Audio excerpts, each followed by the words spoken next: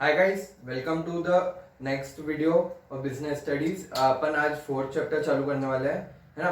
अभी तक अपन ने क्या पढ़ा कि फर्स्ट चैप्टर में थोड़ा बेसिक्स पढ़ा था कि बिजनेस कितने टाइप्स की एक्टिविटी होती है, ह्यूमन एक्टिविटी। फिर वो क्या थी, एक थी इकोनॉमिक एक्टिविटी और दूसरी थी non economic activity. Economic activities में तीन थे, सबसे बिजनेस, फिर प्रोफेशन, फिर एम्प्लॉयमेंट। अपन ने सबके बारे में पढ़ा था, फिर सबके बीच में डिफ्रेंशिएशन भी देखा था इन तीनों के बीच में। फिर नॉन इकोनॉमिक एक्टिविटी क्या होती है, जिसका मोटिव होता है क्या, कोई लव, सिंपैथी या साइकोलॉजिकल सेटिस्फेक्शन, है ना, उसके लिए कर रहे थे वो।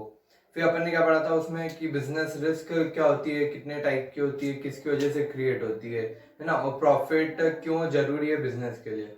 फिर सेकंड चैप्टर में आते हैं, तब अपन ने क्या पढ़ा था कि यार तीन टाइप के ऑर्गेनाइजेशंस होते सकते मेन। वो क्या होते हैं, प्राइवेट सेक्टर, सेकंड होता है पब्लिक सेक्टर, और थर्ड होता है जॉइंट सेक्टर। फिर अपन ने प्राइवेट सेक्टर में उसके अंदर 5 पॉइंट्स पढ़े थे। सबसे पहला प्राइवेट सेक्टर में क्या था कि सोल प्रोप्राइटरशिप, मतलब एक ही जना, एक ओनर है और वही पूरा मैनेज कर रहा है। उसके बाद सेकंड क्या था, एचयूएफ। एचयूएफ में क्या था कि यार एक फैमिली है ना, वो पूरा मैनेज कर रही है बिजनेस। उसमें जो सबसे एल्डेस्ट मेल मेंबर है वो कौन था, करता। फिर उसमें दो बेसिक कंडीशन थी कि मिनिमम 2 मेल मेंबर्स होने चाहिए और कोई एंसेस्ट्रल प्रॉपर्टी प्रेजेंट होनी चाहिए। फिर थर्ड अपनी क्या थी, पार्टनरशिप। वो कैसे गवर्न हो रही थी, मतलब अपने एचयूएफ कैसे गवर्न हो रही थी, वो Hindu law, Hindu succession act से हो रही थी। अब ये पार्टनरशिप है तो ये कैसे गवर्न होती है, द इंडियन पार्टनरशिप एक्ट 1932 से। इसमें अपन ने क्या पढ़ा था, इसकी डेफिनेशन थी, a partnership is a relationship और एग्रीमेंट बिटवीन टू और मोर persons in which they agree to share the profit of the business in a agreed ratio in which all are acting or one is acting for all, मतलब सब काम कर रहे हैं या फिर कुछ काम कर रहे हैं सबके बिहाफ पे, ठीक है। फिर इसमें इसके फीचर्स, एडवांटेज, डिसएडवांटेज, ये सब देखे थे। उसके बाद फोर्थ टाइप ऑफ वो क्या देखा था अपने ऑर्गेनाइजेशन, वो थी कॉर्पोरेटिव सोसाइटी। कॉर्पोरेटिव सोसाइटी में क्या था कि यार अपन सब आपस में मिल रहे थे गाय के लिए, म्यूचुअल हेल्प के लिए, है ना। कोई भी मतलब इंडिविजुअली इतना कैपेबल नहीं था, तो सब साथ में मिलके एक ऑर्गेनाइजेशन बने, कॉर्पोरेटिव सोसाइटी। और वो काई के लिए वर्क करती है, वेलफेयर ऑफ द मेंबर्स, जो भी उसके मेंबर्स हैं उनके वेलफेयर के लिए वर्क कर रही थी। फिर उसमें अपन ने टाइप्स पढ़ी थी क्या, कंज्यूमर कॉर्पोरेटिव सोसाइटी होती है, हाउसिंग कॉर्पोरेटिव सोसाइटी होती है, फार्मर होती है, फिर प्रोड्यूसर्स कॉर्पोरेट सोसाइटी होती है। ऐसे जो भी मतलब उसमें मेंबर्स बन जाएंगे वो कॉर्पोरेटिव सोसाइटी का नाम हो जाएगा, है ना। ऐसे बहुत सारे टाइप ऑफ कॉर्पोरेटिव सोसाइटी हो सकती है। उसके भी अपन ने सब पढ़े थे, फीचर्स, एडवांटेज, डिसएडवांटेज। फिर लास्ट टाइप क्या था, जॉइंट स्टॉक कंपनी। वो मतलब सबसे बड़ा, जो बोलते हैं ना ऑर्गेनाइजेशन टाइप था, वो सबसे बड़ा ऑर्गेनाइजेशन टाइप था। उसमें भी अपन ने क्या पढ़ा था कि वो कैसे गवर्न होती है, वो गवर्न होती है कंपनीज एक्ट 2013, और 2013 से पहले कौन सा एक्ट था, कंपनीज एक्ट 1956, है ना। अब उसमें टाइप ऑफ कंपनीज पड़ी थी। सबसे पहले क्या थी कि प्राइवेट कंपनी। प्राइवेट कंपनी मतलब क्या, जिसमें 2 और 200 के बीच में होते हैं मेंबर्स, है ना, मिनिमम 2 मैक्सिमम 200। और क्या होता था उसमें कि जो ट्रांसफर ऑफ शेयर्स है, आप ट्रांसफर नहीं कर सकते इजीली आपके शेयर्स प्राइवेट सेक्टर के। फिर अपन ने सेकंड टाइप किया था पब्लिक डे। पब्लिक में क्या होता था कि यार मिनिमम 7 होने चाहिए, मतलब कम से कम 7 लोग तो होने चाहिए, और ज्यादा से ज्यादा कितने हो सकते हैं, अनलिमिटेड। उसमें आप शेयर्स भी इजीली वो कर सकते हो ट्रांसफर। और आपके उसमें वो रहता है क्या, उसके नाम पब्लिक से कंपनी है, उसके नाम के पीछे क्या लगता था, लिमिटेड। और प्राइवेट कंपनी के पीछे क्या लगता है, प्राइवेट लिमिटेड। फिर थर्ड टाइप क्या थी, ओपीसी, मतलब 1% कंपनी, जिसमें एक ही ओनर होता है ना। और एक ओनर रहता है तो उसके नाम के पीछे क्या लगता है, प्राइवेट लिमिटेड, और ब्रैकेट में ओपीसी।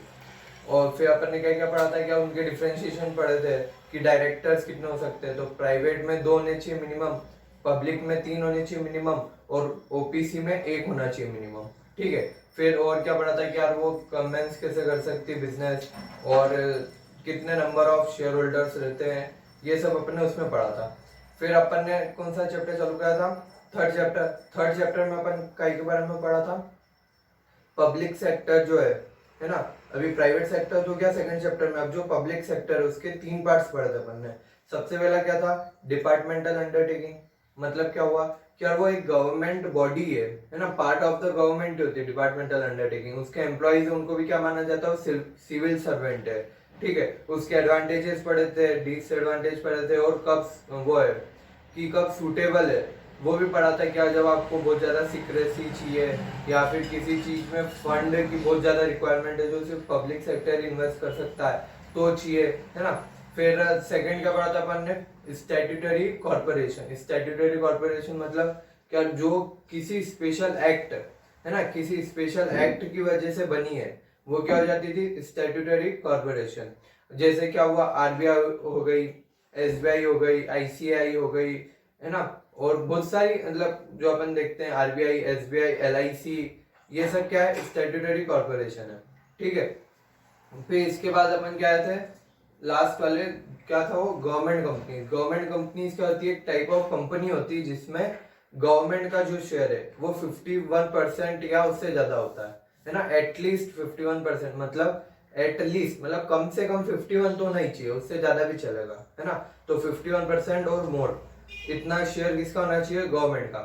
फिर अपन ने उसके एडवांटेज डिसएडवांटेज पढ़े थे, क्या बेटर रहता है कि प्राइवेट सेक्टर भी थोड़ा इन्वॉल्व हो जाता है तो उससे एफिशिएंसी बढ़ जाती है उसकी, अपने कंपनी की। फिर अपन ने पढ़ा था क्या, changing role of business public sector, कि पब्लिक सेक्टर में कैसे कैसे चेंजेस आए इंडिपेंडेंस के बाद। तो उसमें अपन ने 4 रिफॉर्म्स थे कि यार जो सबसे पहले जो रिवाइव हो सकती है गवर्नमेंट कंपनी या गवर्नमेंट अंडरटेकिंग, उनको रिवाइव करो, जो रिवाइव नहीं हो सकती है उनको बंद कर दो, वाइंड अप कर दो। फिर थर्ड क्या था कि किसी भी एम्प्लॉयज को वो नहीं होना चाहिए, नुकसान नहीं होना चाहिए, वो प्रोटेक्ट रहने चाहिए। और फोर्थ क्या था, क्या गवर्नमेंट की जो इन्वेस्टमेंट्स है कंपनीज में उसको 26% से कम कर दो, है ना। ये 4 थे रिफॉर्म, उसके लिए 4 स्टेप्स लिए थे गवर्नमेंट ने। फिर अपन ने उसके क्या पढ़े थे, फिर अपन ने डिफरेंशिएशन देखा था कि यार प्राइवेट सेक्टर और पब्लिक सेक्टर में क्या डिफरेंस है, बेसिक सा डिफरेंस था वो, है ना। फिर ये हो गया। उसके बाद अपन ने पढ़ा था कि एमएनसी मतलब मल्टी नेशनल कंपनीज या ग्लोबल एंटरप्राइजेस, ये क्या होता है। तो उसमें सिर्फ फीचर्स थे, तो अपन ने सबसे पहले पढ़ा था क्या डेफिनेशन क्या होती है। फिर एग्जांपल देखे थे, Nike, Coca Cola, Apple, Samsung, LG, ये सब क्या है, एमएनसी मतलब बहुत सारी कंट्रीज में ऑपरेट कर रही है।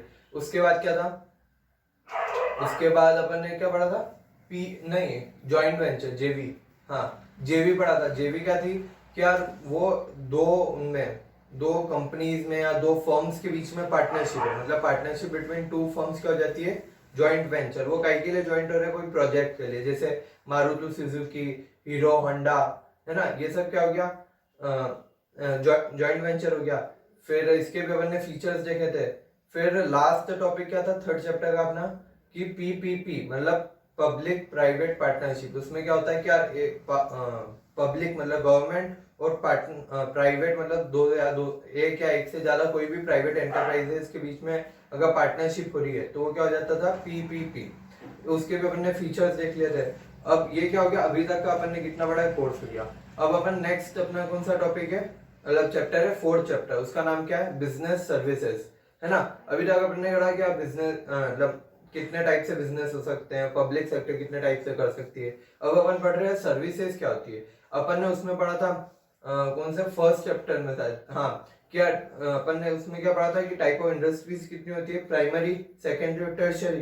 टर्शरी में क्या आता था, क्या जो भी सर्विस प्रोवाइडिंग इंडस्ट्रीज है वो सब आती थी टर्शरी में, ठीक है। अब अपन उसमें ही पढ़ रहे क्या, अब ये कैसे हेल्प करती है जो बिजनेस सर्विसेज है ना, इसमें यही मेनली अपन ने 5 पढ़ी थी। सबसे पहले क्या था, बैंकिंग, फिर इंश्योरेंस, फिर बैंकिंग, इंश्योरेंस, कम्युनिकेशन और वेयर हाउसिंग, और एक और क्या था, वेयर हाउसिंग, वेयर हाउसिंग और ट्रांसपोर्टेशन, है ना।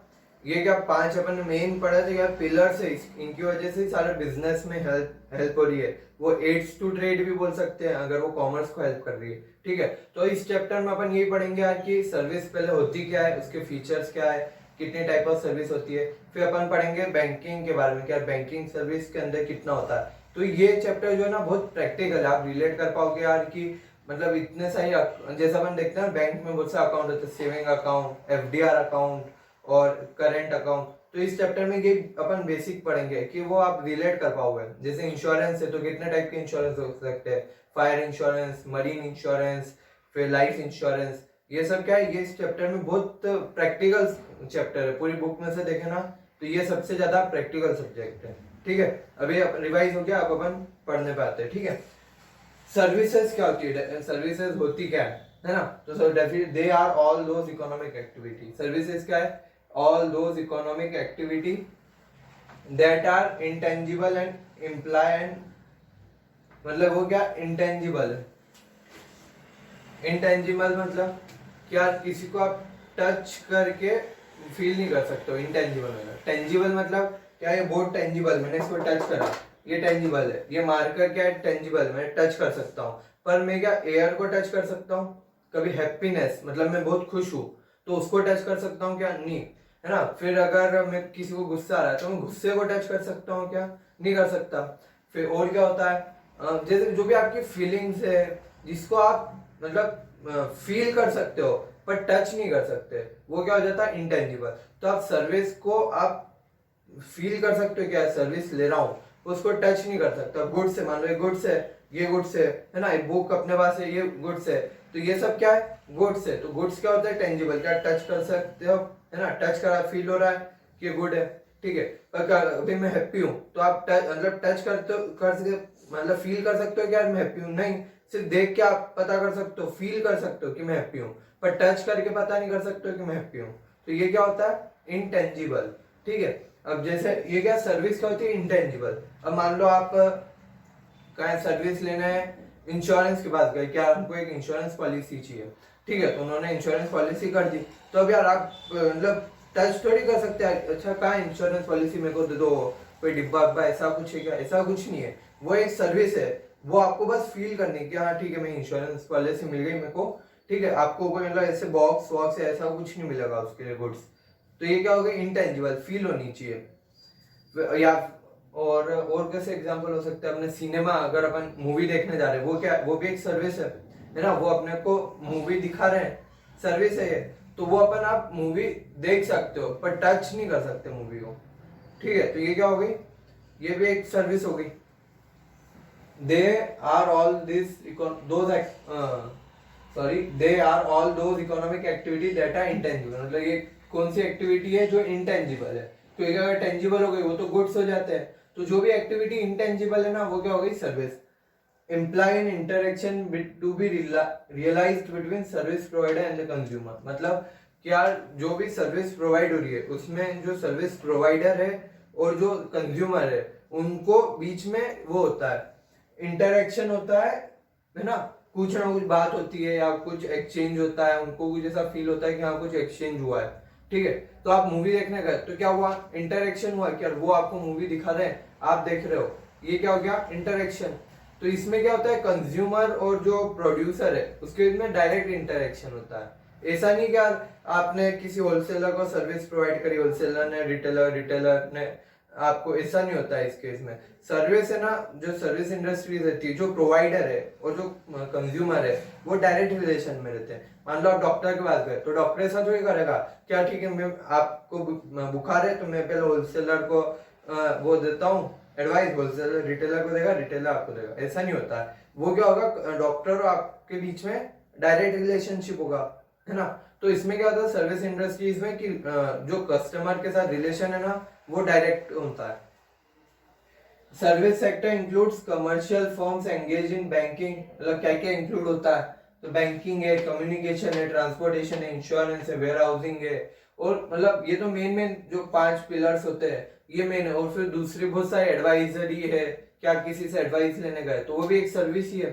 फिर और क्या हो गई, एडवाइस है, मूवी देखने जा रहे हो वो भी एक टाइप की सर्विस है, और मूवी देखने जा रहे हो और कैसी सर्विस होती है कि यार अब ये कोई भी आपके घर पे आके कुछ मतलब मान लो यार गेट में खराब हो गया, उसका लॉक खराब हो गया, तो जो सुधारने आ रहा है वो भी क्या कर रहा है, सर्विस प्रोवाइड कर रहा है ना, वो कुछ गुड्स सामान तो नहीं बेच रहा आपको, वो भी क्या कर रहा है, सर्विस प्रोवाइड कर रहा है ना। तो मेंटेनेंस ये सब कहीं में आ जाता है, सर्विस में आ जाता है।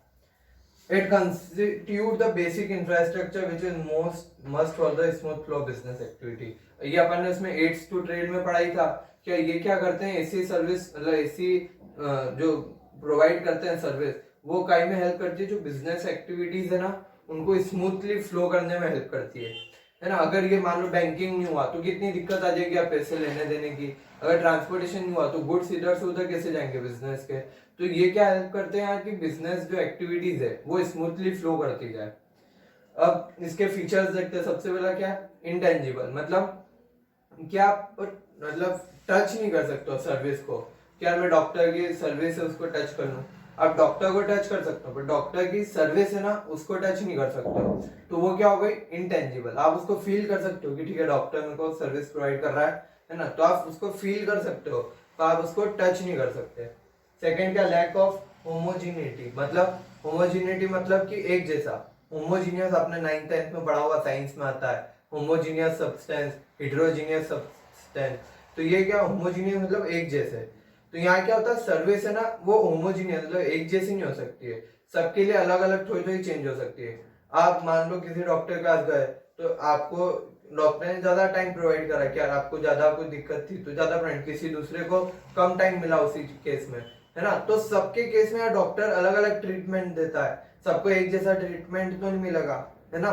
तो वो क्या होता है, होमोजीनियस मतलब सर्विस कस्टमर के हिसाब से चेंज होगी। कि अगर कस्टमर को मतलब वाली बीमारी है कोई सी भी, तो उसको ज्यादा टाइम देना पड़ेगा, तो ज्यादा टाइम ज्यादा फीस रहेगी उसकी। अगर कोई नॉर्मल बुखार वाला आ गया तो यार उसको 2 मिनट में लिखी दवाई, मतलब बुखार हो जाओ। तो वो क्या है, कस्टमर टू कस्टमर चेंज होता है सर्विस का नेचर जो है। फिर नो रिक्वायरमेंट फॉर इन्वेंट्री। अब इसमें इन्वेंट्री मतलब स्टॉक, जो अपन स्टॉक मेंटेन करते हैं ना, कि यार मान लो अपन ने क्या पढ़ा था कि कूलर का स्टॉक रहता है, कि आप प्रोडक्शन तो साल भर होता है पर सेल एक पॉइंट ऑफ टाइम पे ही होती है ना। तो वो क्या स्टॉक करके रख लेते बना बना के। तो ऐसा सर्विस बना के रख सकते हैं क्या अपन? क्या मैंने आज डॉक्टर की सर्विस, डॉक्टर ने एक बार में पूरी सब सर्विस बना दी और रख दी एक बॉक्स में, क्या जो भी आएगा उसको देते जाएंगे लाइन से? ऐसा नहीं होता है। क्यों? क्योंकि इसमें हर कस्टमर टू कस्टमर आपको चेंज करना पड़ता है सर्विस का नेचर। तो आप मतलब उसको रिकॉर्ड नहीं कर सकते हो पहले से, क्या पहले से ही बना के रख ले। अब बैंकिंग है तो आप लोन लेने गए तो वो लोन प्रोवाइड कर रही है, उनकी सर्विस है ना। पर बैंक ऐसा तो कर सकते हैं कि मैं एक बार में सबको लोन दे के बैठ जाऊं। तो आप आओगे तभी दे पाएगी वो भी वो रहता है क्या, किसी मान लो अंबानी जी आए, है ना, उनको 1000 करोड़ का लोन चाहिए, तो उनके लिए रेट ऑफ इंटरेस्ट कितना होगा, 6% 7% ऐसा। और अगर अपन जाते हैं कि मेरे को 1 करोड़ 1 लाख 10 लाख ऐसे लोन चाहिए, तो अपने लिए रेट ऑफ इंटरेस्ट कितना होगा, 11%। तो ये डिफर करता है कि कस्टमर की रेपुटेशन कैसी है, उसका कितने रुपए का वो चाहिए, उसको लोन चाहिए, वो भी डिफर करता है। उसकी वजह से रेट ऑफ इंटरेस्ट भी उनको चेंज करनी पड़ती है। ठीक है, तो ये क्या होता है कि यार जो भी है आपको कस्टमर के साथ relation, customer to customer change होती है सर्विस का नेचर। फिर इनसेपरेबिलिटी, मतलब जो सर्विस प्रोवाइडर है ना, आप उससे उसकी सर्विस अलग नहीं कर सकते हो। मतलब सर्विस प्रोवाइडर और वो सर्विस बिल्कुल वो रहते हैं, जॉइंट रहते हैं, आप उनको अलग नहीं कर सकते हो।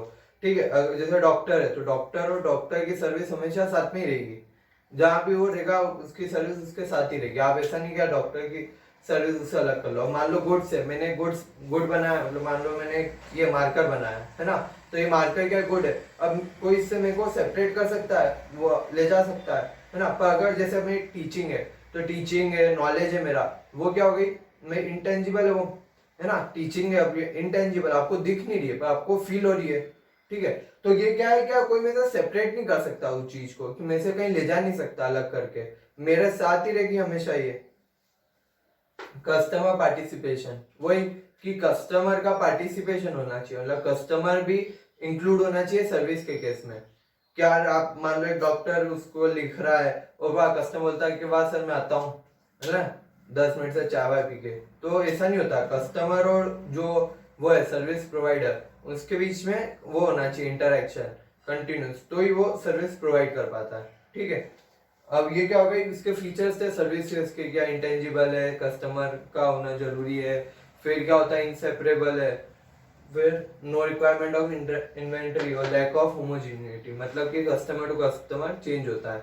अब हम पढ़ते हैं types of services. Type of services में क्या हुई, सबसे पहले बिजनेस सर्विस। बिजनेस सर्विस मतलब क्या, ऐसी सर्विस जो बिजनेस में बिजनेस करने के में हेल्प करती है आपको, तो वो क्या हो गई business service. Second social service. Social service मतलब कि जो नॉन इकोनॉमिक एक्टिविटी है, मतलब क्या आप किसी को हेल्प कर रहे हो सोसाइटी में, कि डोनेशन प्रोवाइड कर रहे हो, ये सब क्या हो गई सोशल सर्विसेज। मतलब आप कोई भी इसके लिए सोसाइटी के लिए कुछ कर रहे हो। और ये क्या हो गई लास्ट वाली पर्सनल सर्विस, पर्सनल सर्विस मतलब कि यार आप किसी एक इंडिविजुअल के लिए कुछ काम कर रहे हो, उसको सिर्फ एक इंडिविजुअल को उसका फायदा मिल रहा है, तो वो क्या हो जाती है पर्सनल सर्विस। अब जैसे रेस्टोरेंट है, तो रेस्टोरेंट में क्या होता है, एक जना गया उसने ऑर्डर दिया, तो उसके कुछ स्पेसिफिकेशन बोल सकता है कि भैया मिर्ची कम डालना, या तीखा मतलब तीखा ज्यादा करना, या फिर खट्टा करना। तो वो क्या है पर्सनल सर्विस हो गई कि यार एक एक जने का जो रहेगा थोड़ा थोड़ा अपन उनके हिसाब से चेंज करके बना देंगे। ठीक है, ये अपन ने क्या बेसिक पढ़ा, क्या सर्विस क्या होती है, उसके फीचर्स क्या कितने टाइप की होती है। अब कल अपन पढ़ेंगे बिजनेस सर्विस है ना, जो चैप्टर का नाम है अपना बिजनेस सर्विस, इसमें कितने टाइप्स की जो मेन बिजनेस सर्विसेज है ना, जो इकोनॉमी में बहुत अच्छा वो रखती है अपना वेटेज, बड़ी बड़ी इंडस्ट्रीज है, वो उसके बारे में पढ़ेंगे। ठीक है, थैंक यू।